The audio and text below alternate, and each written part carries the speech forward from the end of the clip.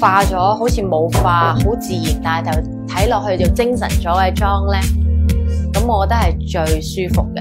咁就無論幾時我都覺得呢一類型嘅妝都好啱我嘅。最多都係喺個嘴唇方面咧，有啲唔同嘅變化咯。係我幾中意搽唔同顏色嘅唇膏嘅。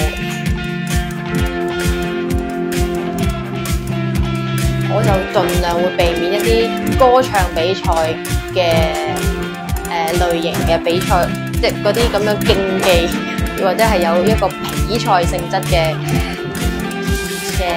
節目去參加。呢個就係我個人嘅一個睇法嚟，因為我覺得其實比賽咧都唔係最重要，但係係我唔係咁認同佢哋用一個單一嘅方式去評準每個歌手嘅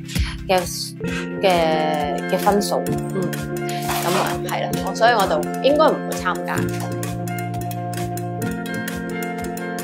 平時最溫柔嘅一面，對住隻小狗嘅時候咯，因為佢好得意到你都唔捨得。